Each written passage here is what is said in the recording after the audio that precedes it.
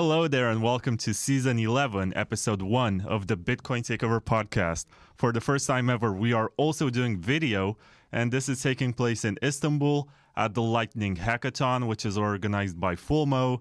And this first episode is with BTCPay Server people, and we have here Pavlenex. You know him on Twitter. He does a lot of stuff for BTCPay Server, but we also have Simon, who is from Mempool. He's like Mr. Mempool.space. And if you want to learn about the Mempool, you got to ask him. And he also works for BTCPay Server. And we're going to have a very special four-way interview. I'm going to go behind the camera and I'm going to pass the microphone to them so they can introduce themselves. And then I'm going to ask more questions. Where do we start? Okay, yeah, I can start. So my name is Andrew. I go by Kukks on Twitter. I've been working on BTCPay Server as a dev for, I don't know, 3-4 years. What do you think? 4 years. 4 years, more or less. Full time, maybe 3 years, 3.5. So yeah, that's me.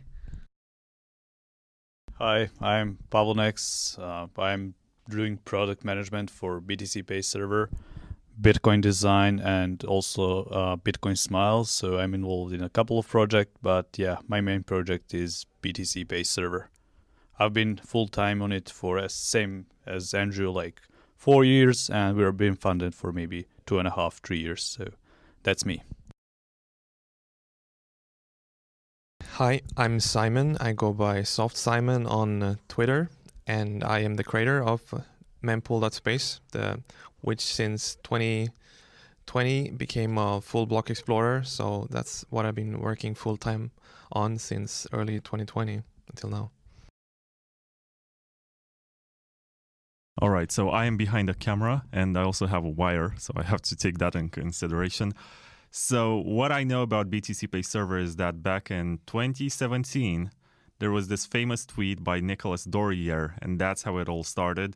He got mad at BitPay and he said, "My faith in you is lost. I will make you obsolete." I hope I did not misquote him, but that's kind of what he said. And you've come a long way. I think BTCPay maybe had its peak popularity in early 2021 when Tesla added an integration that was based on BTCPay. And some of their engineers even submitted some pull requests to the GitHub repository to suggest improvements. It's not like it wasn't good already because they used it. And what's the roadmap like right now? Like when obsolete? Because, BitPay is still around, but everyone who wants to be sovereign is using BTCPay. So maybe there are two layers to this question. The first one concerns where you are at right now, and the second one concerns the difference between BTCPay and BitPay philosophically and what it works like. So you can pick this one up. I also have a question about Mempool.space afterwards. Yeah, sure. So BTCPay Server is an open source payment processor, allows people to accept Bitcoin payments on their own term without intermediary, basically without fees and no third-party involvement. So yeah, as Vlad mentioned, it started as a single-handed man project in 2017, where Nicolas Dorier basically decided to create an open-source alternative to a centralized payment processor like BitPay. Our mission is pretty simple, I guess, just allow people to accept Bitcoin payments on their own terms, and that's about it, without any boundaries, either financial, social, political, and things like that. So our main mission is accept Bitcoin payments on your own terms, and that's pretty much it. And your second question was about the differences between the two, and I will let Andrew maybe go into the differences between BitPay and BTCPay Server, or any other centralized payment service, I guess. Yeah, I mean, the difference is really in ideology as well. I mean, one is, a centralized company, they're processing stuff on behalf of big enterprise corporates at this point. I don't think they're targeting actual Bitcoin users, like proper ones. They're just going to companies that don't really care about it. They just want to get on the, maybe go to the board and say, "Oh, we have a new payment method available now, so we're good to go." I do think that at this point, we try not to, base our entire mission on like, oh, we're gonna make you obsolete.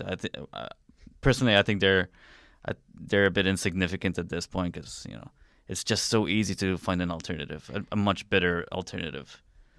In terms of BTC Pay, the way we handle things is quite simple.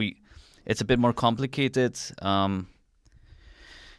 Setting up a wallet could be a bit more labor intensive if you're not, orange pilled already. But we're making it easier as we go along. I think we've got a great team of UX designers at this point, which is kind of crazy. We're getting there. We're gonna beat centralized processors in the UX and simplicity and making it just easy to use. Right, so now I have a question for Simon, who is the creator of Mempool.space, and to me that was a very revolutionary moment because before Mempool.space, you could look into the Mempool fees and you could look at the median fee. You could look at it from your client, from your node to type in commands and see what it's like. There's also a visualizer by, I think he's Dutch. I don't recall exactly the name, but it used to be very popular. Dutch or German. You can let me know afterwards. I think so. I don't know how to pronounce it. But when you look for Bitcoin fees, he's one of the first results. And he has like a graph which shows how you should understand the fees and how much you should pay. But I think right now it has become easier than ever to see how much you should be paying to get your transaction across. And also helps you do something like child pays for parent or RBF, because you know how much you should be paying instead of what you paid initially. I don't think that's the case anymore because the fees have been ridiculously cheap for almost 1 year. But really, the fact that I run my own instance of Mempool on my own node, that's mind-blowing and it helps a lot. So how did you come up with the concept? Because when you look at Mempool.space, it looks so obvious. Like, it should be like this. We should be able to see all of this information. But it was not like this before you guys came on the scene. So tell us more about your genesis story and how you came up with the idea and the interface and everything. Well, yeah, I think from the beginning, I just wanted to build something on Bitcoin or be involved in Bitcoin somehow. And when I was exploring the Bitcoin node software that everyone can download on their computer or laptop at home, I found it a bit weird that it's like a black box, but there's a lot of data coming here. There's a lot of transactions coming in, blocks coming in, but it's not really visualized in some way. So my first idea was I want to visualize the blocks coming in like on a website, synchronized with your node. And it was also the original idea, which was quite innovative, was displaying the mempool as projected blocks that are coming in so you could see where your transaction is in the queue, like in a queue, right? So that was the biggest thing that I came up with from day one there. And also following the Bitcoin ethos that we are building a new financial system here. It should be built on long-term solutions. It should be open source. You need to self-host it. We have to get rid of all the trusted third parties, right? So just similar to BTCPay, that's why it was a given to have it open source as well. And as you know, now we support multiple devices. You can just one-click install if you want it on your Raspberry Pi. If you run on Raspberry Blitz, Umbrel, MyNode, all of these solutions, is very easy to connect it straight to your node. So when you are interacting with the Bitcoin blockchain, you want to look up your transaction, you want to look up an address in the history, you're doing it all in a private way. So yeah, it started just as a small visualization tool, really. Just show the mempool, show the past blocks. You couldn't do much more. And then when Waste joined the project, we found a way to scale it more. We're using the Blockstream engine called Electrum Server, so we could get a fast index for the whole blockchain. That's where we were able to scale it up to become a full block explorer that competes with all the other alternatives that are out there right now. I think both BTCPay and Mempool.space are very useful open source solutions, But there's always this discussion that we have about how are you supposed to fund and sustain open source.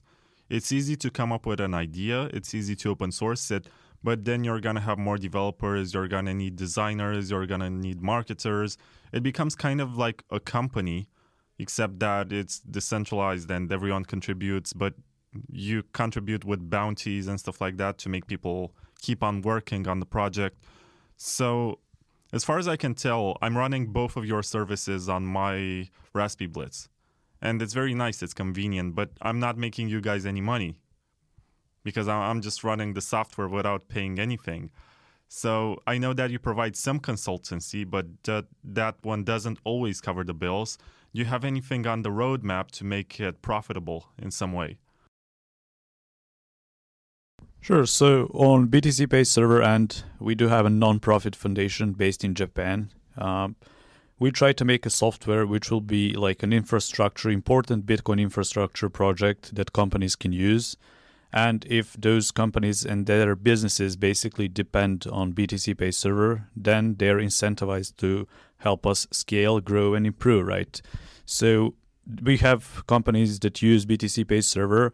We have companies that don't use us but maybe are considering in the future. And then we just have companies which are our fans in a way and like to support us and maybe get marketing from supporting BTCPay Server Foundation. And that foundation basically helps distribute funds to contributors all over the world. Depending on the time frame, we now have 10 contributors who are working at BTCPay Server. None of us is working there full time. We all have like side projects because, sustainability is very tricky in open source, but you need to look at it beyond funding and beyond money because the three of us wouldn't be here if we haven't been developing open source software. You get your name out by doing open source. You get connections, you get friends, you mingle with people, and that is also an aspect that otherwise in a company you wouldn't ever get. So these open organizations that are forming are very interesting and allow you much faster, I would say, personal growth, and you can gain a lot from it, not just financially. On just shortly, like on our terms, we just want to develop best free software out there. We don't have any plans to monetize it in any way. I like to say it, I just want to have fun and code with friends and enjoy making software, right? We just want to allow people to accept payments, have fun while doing it. We don't want to be rich by it. It's, as long as it is sustainable enough for us, that is perfectly fine on our end. I'm not sure if Andrew has anything to add when it comes to funding and sustainability, because he also had struggles as a developer who joined Bitcoin.space to get funding, and maybe you can tell the story how how it all went down. Yeah, I mean, and when I joined BTCPay Server, it wasn't really because I wanted to join this one specific project. I wanted to, the main idea was I wanted to build like every other person that joins the space, I want to build a Bitcoin exchange, sell, get customers, charge them a fee, all that stuff. And I was just, I'm just a dev, right? So I was just coding it up. I was hitting Nicolas Dorier to get some feedback on how to implement all the stuff that I needed. And he was like, "Why are you building everything from scratch? You should try to use some of my projects that I'm building right now." And one of them was BTCPay Server. And I mean, I integrated it pretty fast. It was still a bit rough, but it worked. It was a lot shorter to implement that instead of just building everything myself. And eventually I just needed some more feature customization, and I started submitting pull requests to the main repo, and it just took over. Like I was doing more of that than my own project, which eventually I just said, why am I doing this? Like, this is a waste of time. I'm more passionate about BTCPays now. So I quit my job. I started doing it full time with no pay for the longest time. And yeah, it was getting a bit tricky for a while, trying to figure out how do I make this work? How do I not starve to death while working on an open source project? Eventually found I was doing some consulting for a bit, but it wasn't covering much. And eventually we figured out that there are people that care enough, that have money, that would love to keep using the software and the ethos behind it. So yeah, we got some good sponsors. We got some good grants. Personally, I got a grant from Bitsy at one point, which kept me going pretty well. So BTSC, yeah. So I'm very happy with and appreciate everything they did for me. And I kept being funded partially from the BTCPay Foundation and from external grants. Right now, I'm a full-time consultant with CT, which is a Bitcoin-only Norwegian company. And yeah, I hope we keep going. We have no plans for revenue at all in BTCPay. Like, we make no money off anyone. So yeah, I'm hoping we will survive over the long term.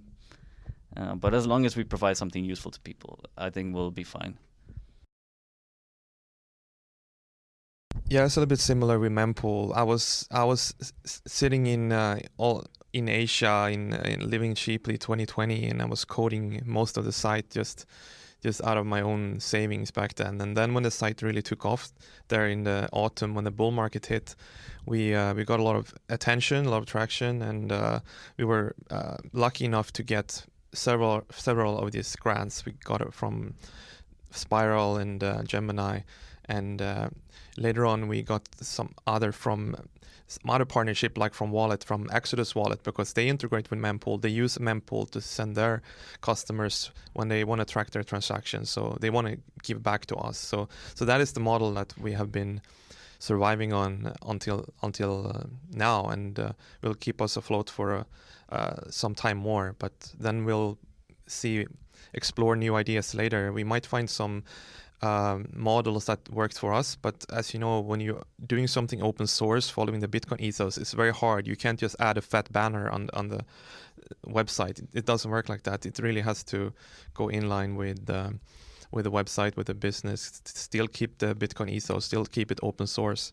So it's more tricky than a regular centralized service when you but we hope to find a float, because we are now a growing team of a few very skilled people. We are a small team. We're a couple of developers, infrastructure, testing, designing, Q&A, like a lot of this stuff. So hopefully, and also we are growing in data centers, so making the system, the website, more reliable for all the geographical locations.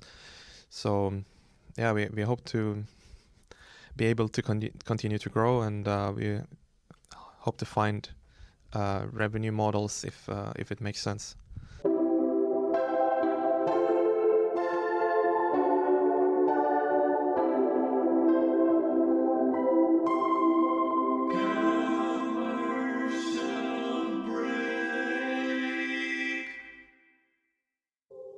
Golden Bitcoin on Voltoro, golden Bitcoin on Voltoro, golden Bitcoin on Voltoro, golden Bitcoin on Voltoro.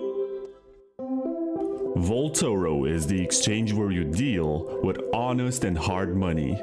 There is no fiat on-ramp or off-ramp, and you get to diversify your Bitcoin portfolio into gold or silver when you sense that a bearish moment is coming.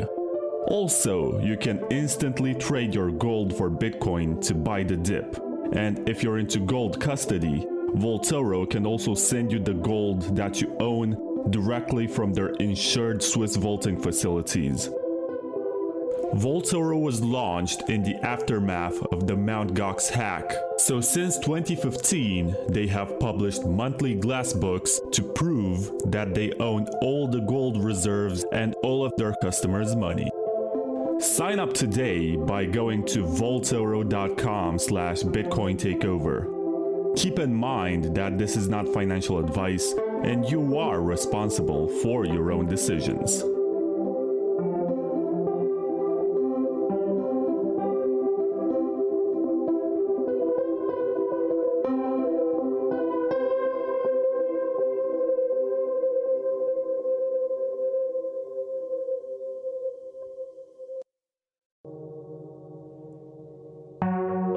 Wasabi Wallet is the perfect Bitcoin privacy wallet.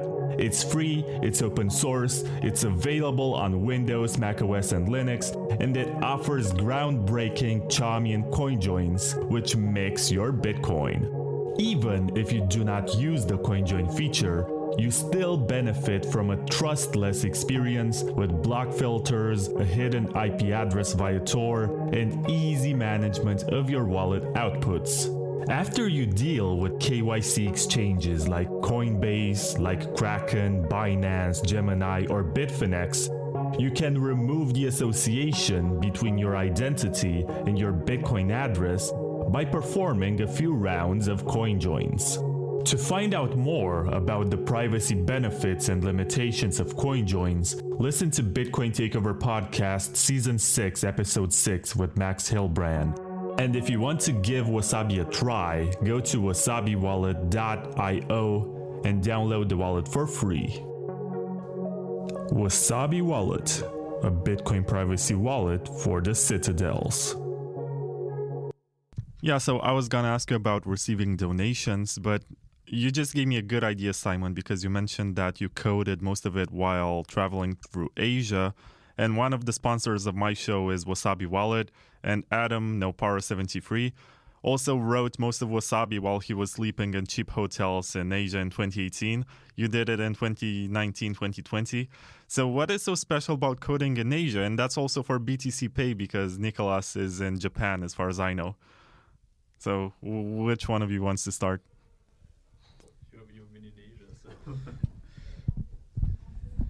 For me, it just happened to be when 2020, when the lockdowns hit, I was happening to be in Vietnam because I was nomading around, and it was extremely cheap there. So I was basically stuck there voluntarily, and so it was a great opportunity to spend a whole year there, just sitting, coding, living cheap. And there's a lot of people who do that, and there's a lot of location in Asia, also Europe, South Europe, Eastern Europe, like Bulgaria, where you can. I've been to a place called Bansko where you can find an apartment for $150 to $200 a month, and there are a huge co-working community. So if you want to just start up, you can go to one of these places and you can have a very long runway with your savings while you build up stuff. I just at this lightning conference here, I've been meeting a couple of people that just done just that when they're bootstrapping their business. So it mostly for people who already live in high cost living locations to do this kind of thing. But yeah, it's recommended if you want to maybe you can, let's say you have a day job, you save up, you quit your job, you go to a cheap place, and then you stay there for a year. Maybe you can build up something that take off. Why not? Yeah, I mean, I just wanted to...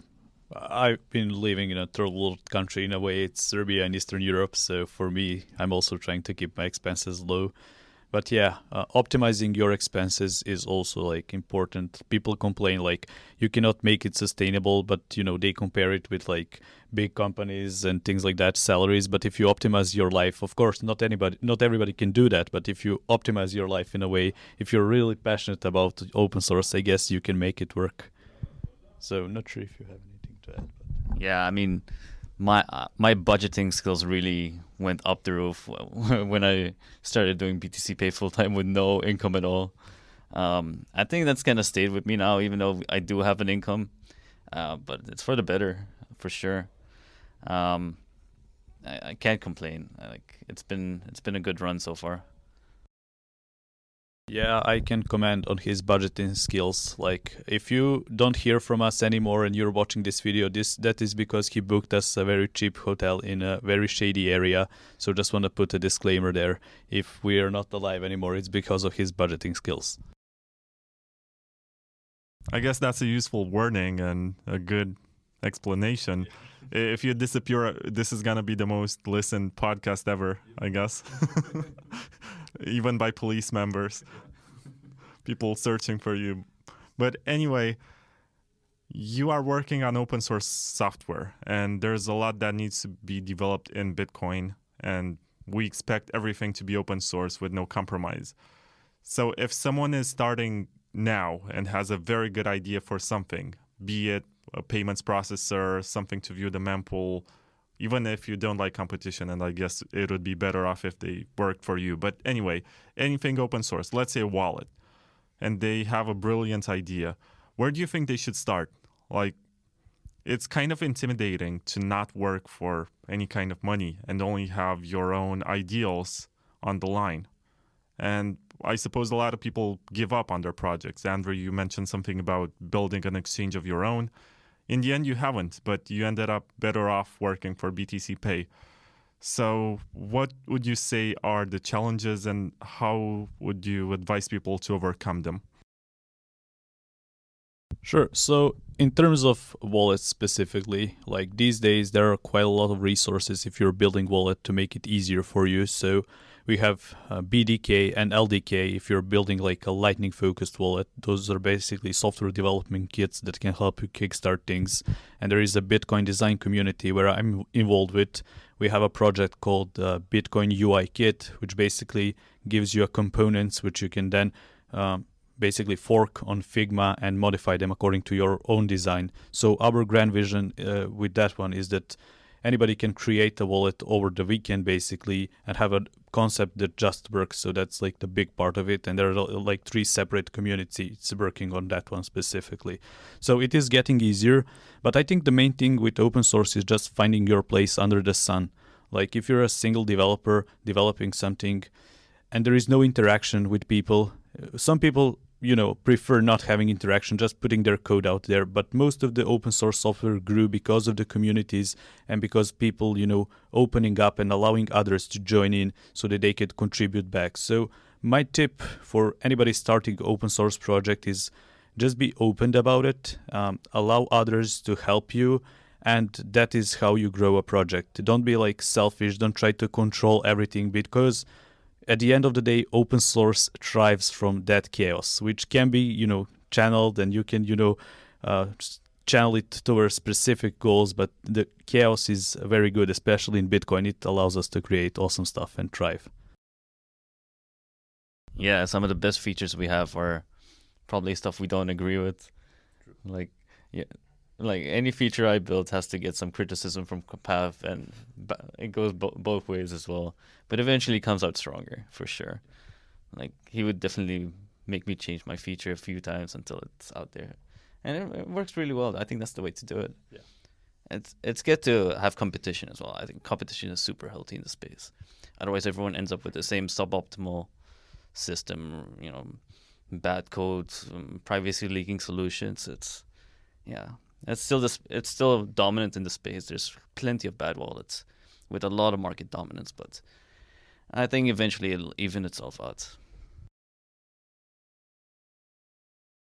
Yeah, my recommendation is just if you have to find your place, your passion, what you're good at. Maybe there's one specific language or one specific interest you have, and you should focus on building something, and then you're just showing it, pushing it out there. If you show it on Twitter, make it a website. And what people don't might know is that as soon as you do that, you get so much feedback. There are people come who wants to join. There are people who wants to, maybe they want to fund it, they want to partner up. So it opens up so many opportunities if you just do that first step. And there's a lot of people that don't come over that first step. They maybe code it at home. They might not even publish it on GitHub, or maybe they keep it secret somehow. But I tried various projects. I had like 3-4 Bitcoin projects actually, like before Mempool. It was just happened so that the Mempool one took off. But I just shared it on Twitter. I got people to join. Like Wiz said, "Hey, this Mempool Explorer looks great. Do you want to partner up?" And that's how it was able to grow. Because usually, like me, or I don't know you guys, but as developers, we usually are a bit narrow-minded with our development, focusing a lot of tech. So we lack some of the other areas like marketing or design. So it's very important that you, as a developer, you meet with someone that has the other key aspects like design, and it can take the tech, add some design, and it can make something, create something. Something beautiful and amazing in the end. I know that open source software rely a lot on building communities and building a community of users who become savvy and are able to help others along the way.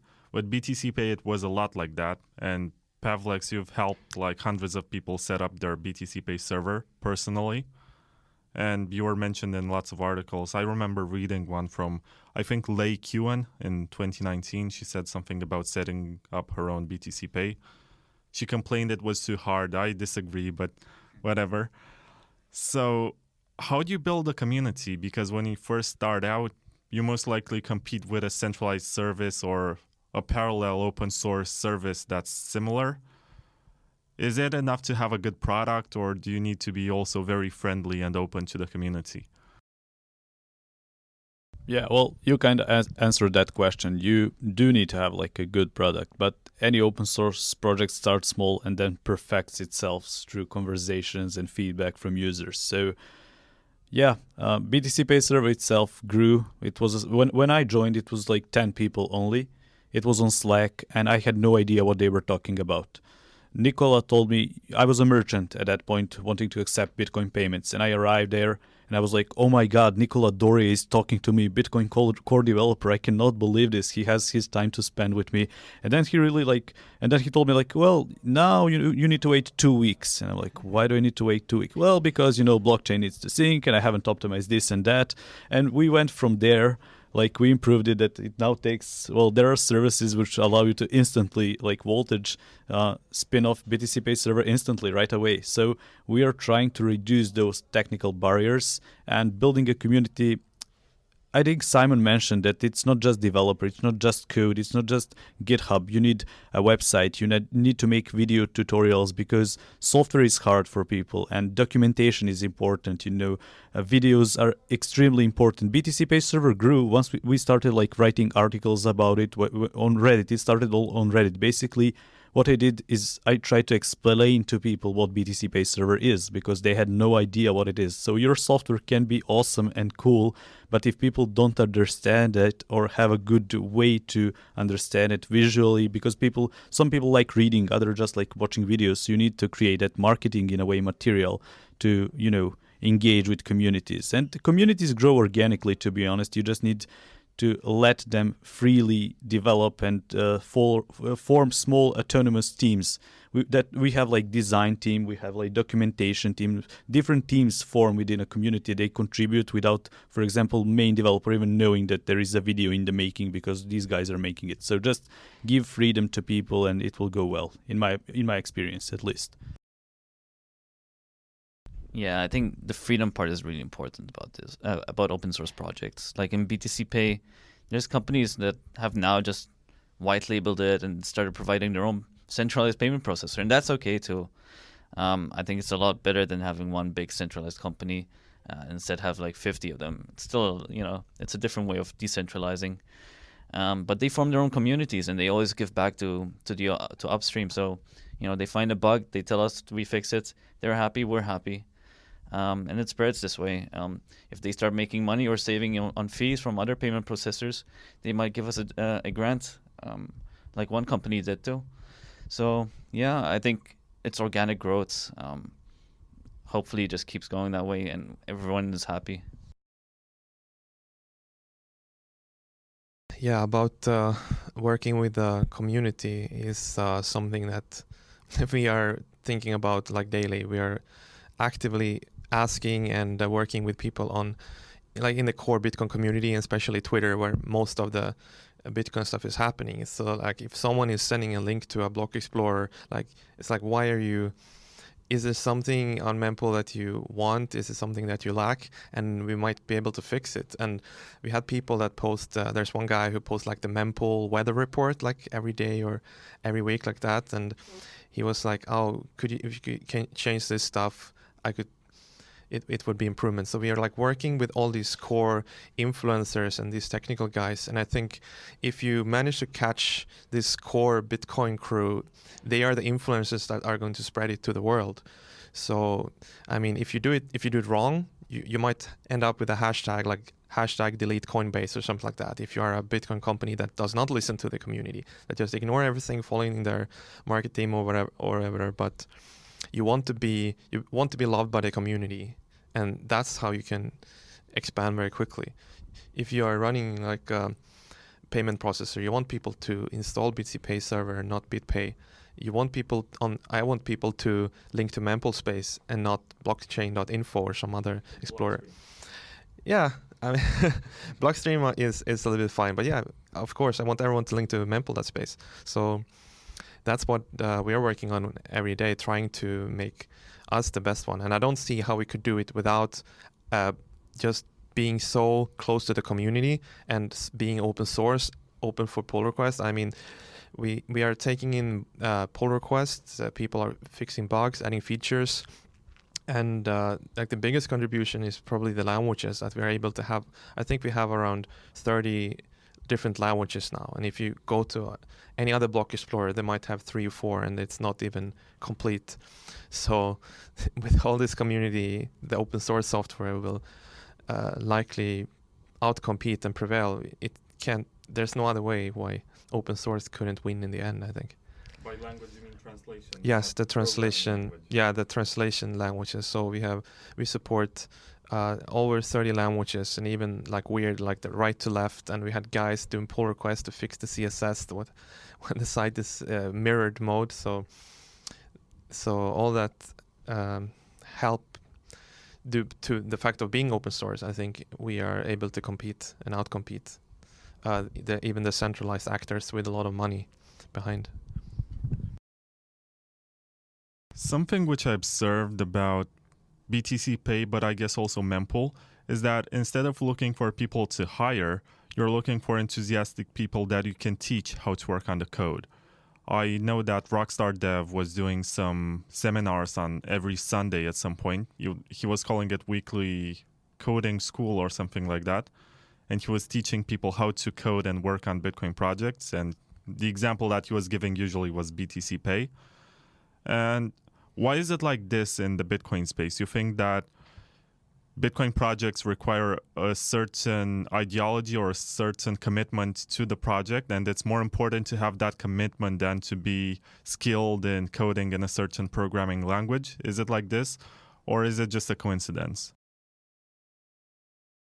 So my experience is that you need to find a passion in people. So they really need to have that passion. So even if they're not skillful, they will learn it. Because if you really care about the project and you really want to help it grow, you will learn it. Like, I'm not a developer at all.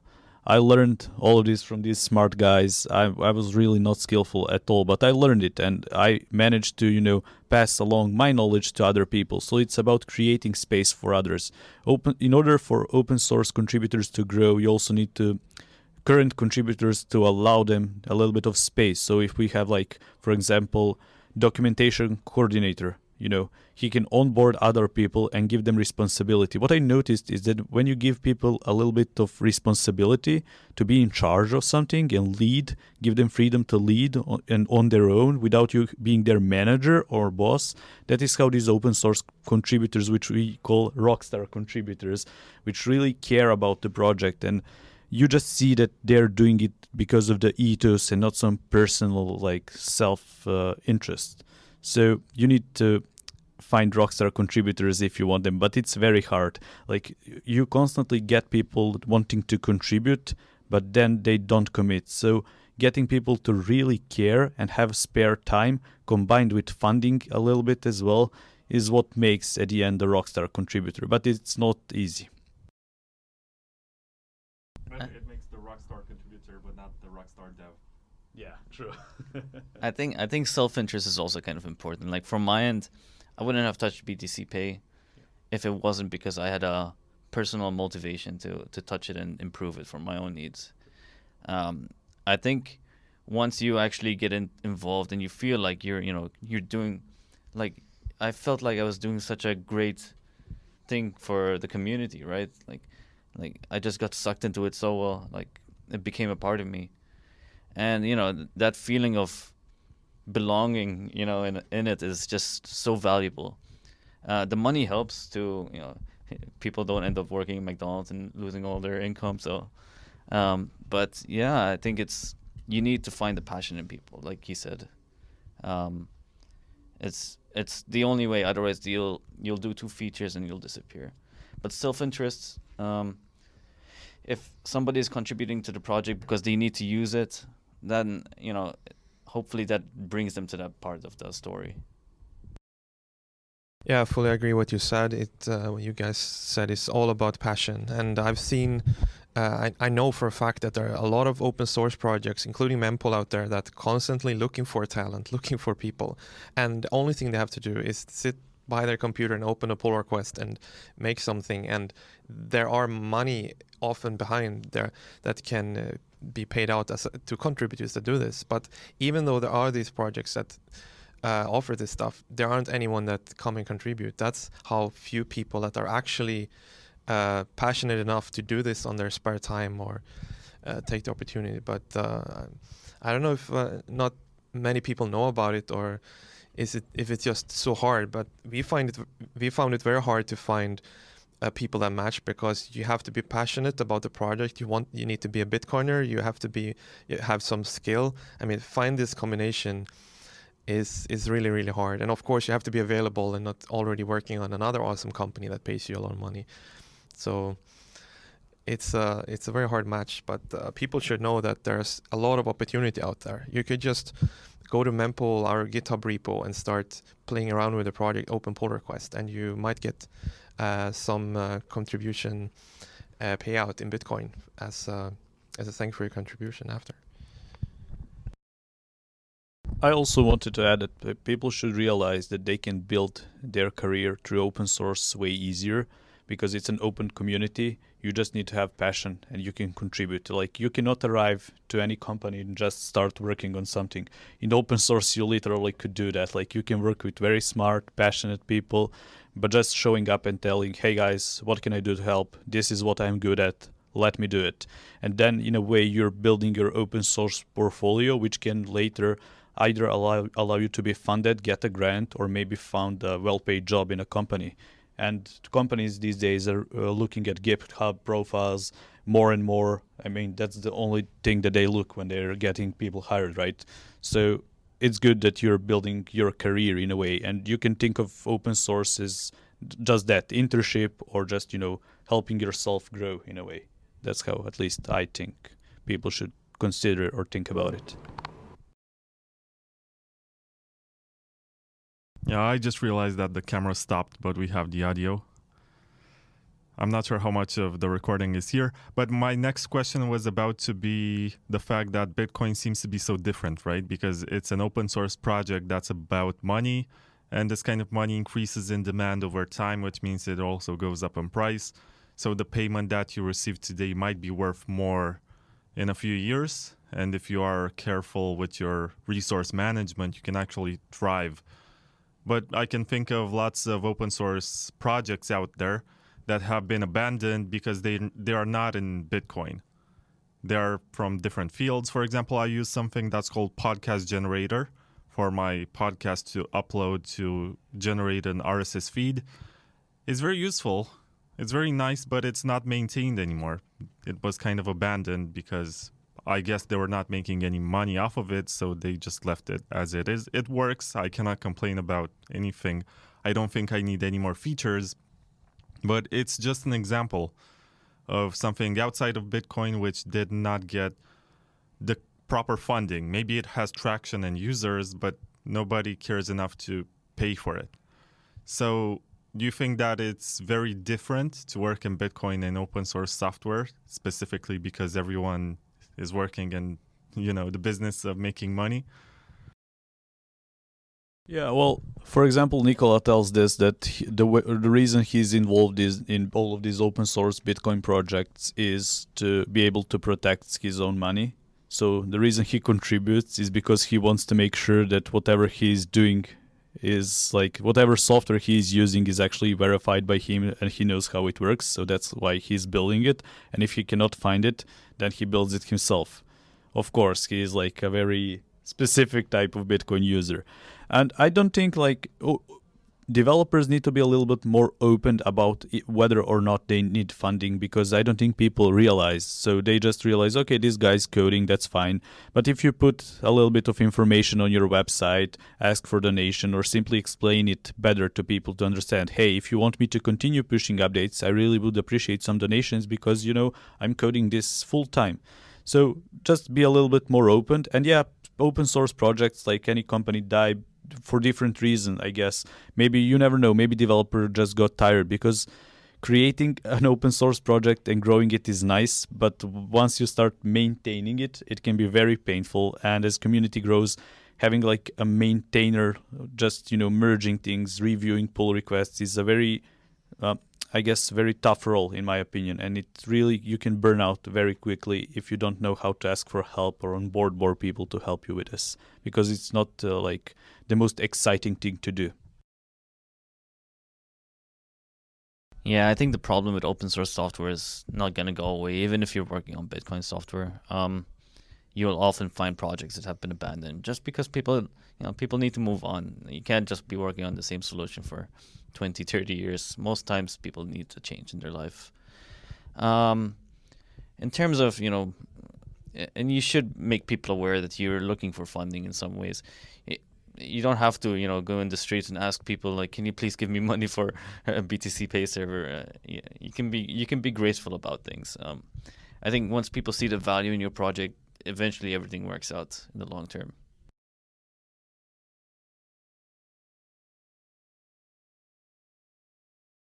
Okay, so no comment from you, Simon. I'm not sure if I have any more questions. If you have any updates, like closing words about what we should see next from both BTCPay and Mempool, and also let people know how they can follow you. Okay, sure. So people can follow me at Pavlenex on Twitter. You can follow btcpayserver.org as well. And what's next for BTCPay Server? Well, we have our roadmap completely opened. So if you go to our GitHub repository, go to projects, we have all of the features neatly planned out. This year, we will work towards developing a mobile application for BTCPay Server. We are completely changing our user interface. We are trying to improve our onboarding process, and we are adding plugin system to allow flexibility to both users and improving our API for developers as well. So those are some of the highlights. And if you're interested in trying out BTCPay Server or contributing, just hit up me or Kukks, and we'll be gladly to onboard you and help you out. Yeah, you can find me on Twitter at Mr. Kukks. That's probably the easiest way to find me. Roadmap-wise, what Pav said, I can give you deeper specifics, but I think I'll bore people to death. Yeah. What we are working on right now is we are building out some more features. We are working with mining pools to expand our data aggregation, pools information, hash rate, and stuff like that, to make a nice view for miners and people interested in the mining data. We're also expanding into the Liquid sidechain. So we have a separate website called liquid.network. So if you don't like Liquid, you can just stay on Mempool.space. So it's a separate website where we are supporting upcoming assets like the El Salvador Volcano Bond asset, for example, which is going to be issued on Liquid. And there's a lot of Bitcoin DeFi stuff being built on top of Liquid right now. We are working with these guys, trying to help them with the integration there. Other than that, we're just expanding our data centers as well to make the website more reliable and shorter latency. And to follow me personally, I'm at SoftSimon _ on Twitter, and Mempool has the Twitter handle at Mempool.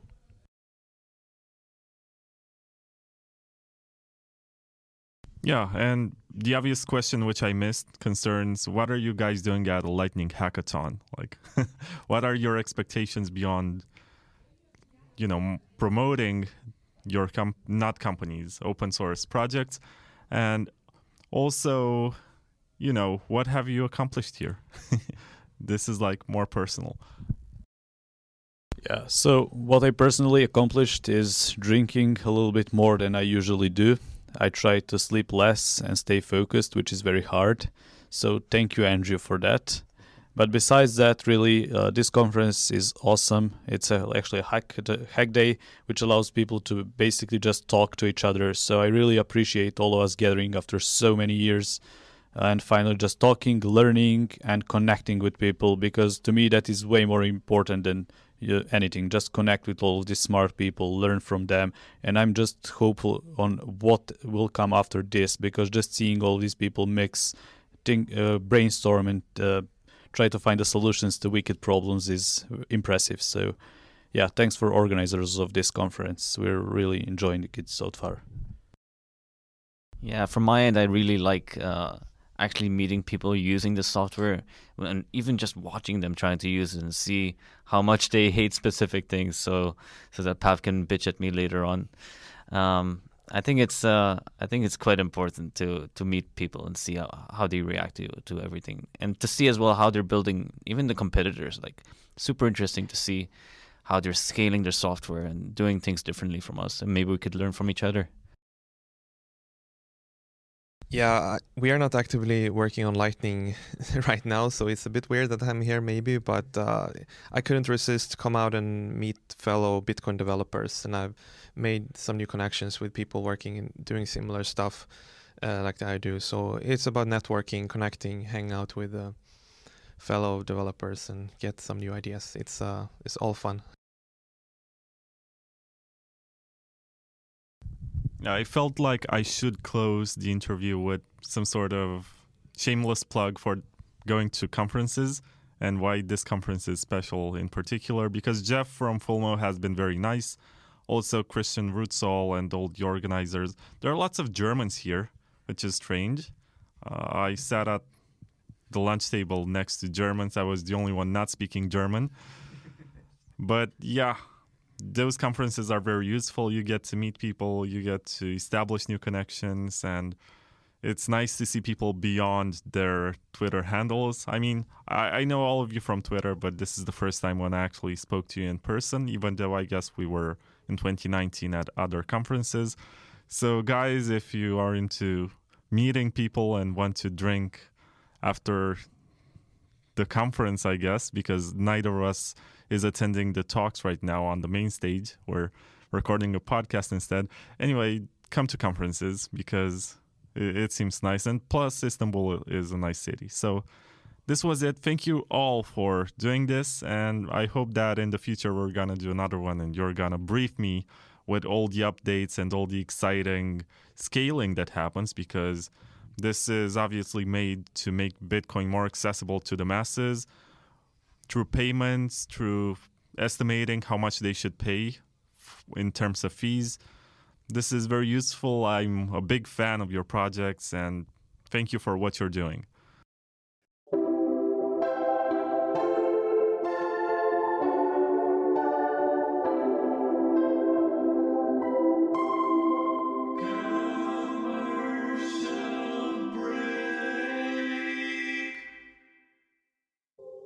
Golden Bitcoin on Voltoro, golden Bitcoin on Voltoro, golden Bitcoin on Voltoro, golden Bitcoin on Voltoro. Voltoro is the exchange where you deal with honest and hard money. There is no fiat on-ramp or off-ramp, and you get to diversify your Bitcoin portfolio into gold or silver when you sense that a bearish moment is coming. Also, you can instantly trade your gold for Bitcoin to buy the dip.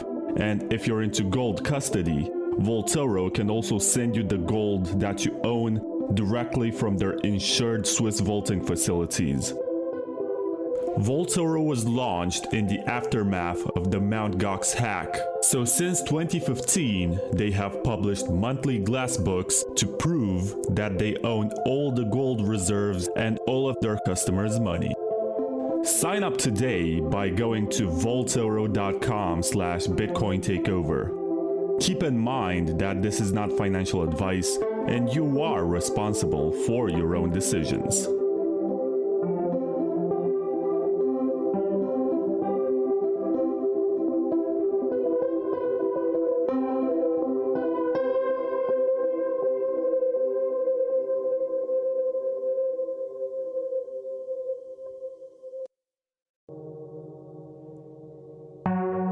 Wasabi Wallet is the perfect Bitcoin privacy wallet. It's free, it's open source, it's available on Windows, macOS, and Linux, and it offers groundbreaking Chaumian CoinJoins, which makes your Bitcoin. Even if you do not use the CoinJoin feature, you still benefit from a trustless experience with block filters, a hidden IP address via Tor, and easy management of your wallet outputs. After you deal with KYC exchanges like Coinbase, like Kraken, Binance, Gemini, or Bitfinex, you can remove the association between your identity and your Bitcoin address by performing a few rounds of CoinJoins. To find out more about the privacy benefits and limitations of CoinJoins, listen to Bitcoin Takeover Podcast Season 6, Episode 6 with Max Hilbrand. And if you want to give Wasabi a try, go to wasabiwallet.io and download the wallet for free. Wasabi Wallet, a Bitcoin privacy wallet for the citadels.